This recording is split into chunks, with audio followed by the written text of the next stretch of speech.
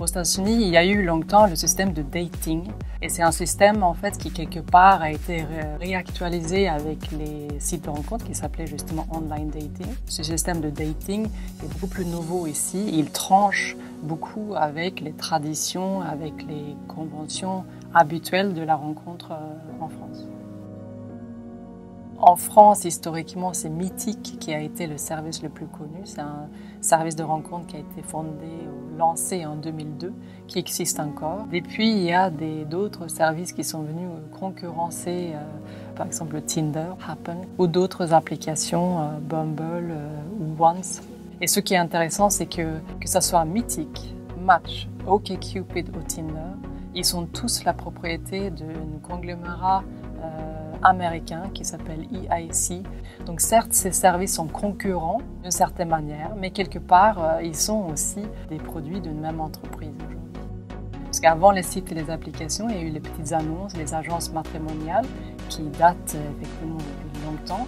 Et ces services-là, depuis toujours, ils ont été critiqués. Et c'est aussi le cas des sites et des nouvelles applications, quelque part parce que ces services mettent au défi les imaginaires amoureux. Ils tuent un peu le mythe de hasard, de la rencontre singulière, de l'amour aveugle. Donc quelque part, ils sont un peu un challenge envers la manière dont on a l'habitude de penser les relations amoureuses. Et du coup, ils suscitent aussi une forte critique. Les rencontres sur Internet, ce qu'on sait de par les enquêtes notamment, c'est qu'elles deviennent souvent sexuelles et qu'elles sont souvent de courte durée. Donc effectivement, ce sont des services qui favorisent notamment une sexualité non conjugale. Par exemple, cette idée que les Français seraient très infidèles ou qu'ils n'accorderaient pas de valeur à la fidélité, c'est pas du tout ce qu'on voit. La norme de fidélité reste très forte en France, ça a été par le passé, ça l'est toujours. Il y a des utilisateurs, ils ont plus ou moins de chances de faire des rencontres selon l'âge. Et ce qu'on observe, c'est que chez les jeunes, ce sont les hommes qui sont plutôt défavorisés. Ils cherchent à rentrer en contact avec des femmes de leur âge, mais ces filles-là, elles communiquent avec des hommes plus âgés. Donc beaucoup de jeunes hommes, finalement, n'arrivent pas à établir des contacts sur Internet. Lorsqu'on monte dans les âges, chez des personnes plus âgées, après 40 ans, c'est plutôt les femmes qui sont défavorisées. Parce qu'à ce moment-là, les hommes de leur âge, eux, ils vont communiquer avec des femmes plus jeunes.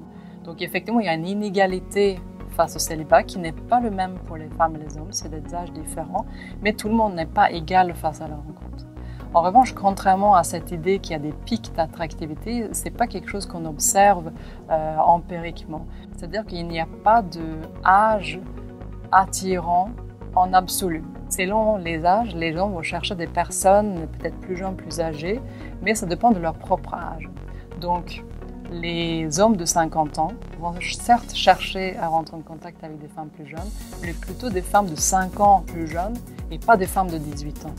De la même manière, les femmes de 20 ans ou de 18 ans, elles veulent certes des hommes plus âgés, mais pas 50 ans. Elles cherchent plutôt à entrer avec des hommes qui ont 5 ans ou plus, par exemple. Pour les personnes qui ont rencontré leur partenaire entre 2005 et 2013, un peu moins de 9% l'ont connu sur un site de rencontre. Aujourd'hui, un couple sur 4 s'est formé sur le lieu de travail ou le lieu d'études. Les sites sont en 5e position dans le palmarès de rencontres. Donc ça vient après le lieu d'études et de travail, après les rencontres dans les soirées entre amis, après les rencontres dans le lieu public et après les rencontres dans le cadre privé. Donc les sites et les applications vont être importants, mais ce n'est pas sûr du tout qu'ils vont détrôner d'autres modes de rencontres. Une constance qui est très forte, c'est que les régularités sociales, c'est-à-dire les tendances à former un couple avec quelqu'un qui nous ressemble, ça c'est quelque chose qui persiste vraiment et qui c'est une vraie tendance et c'est une tendance forte qui vraiment endure aussi sur Internet.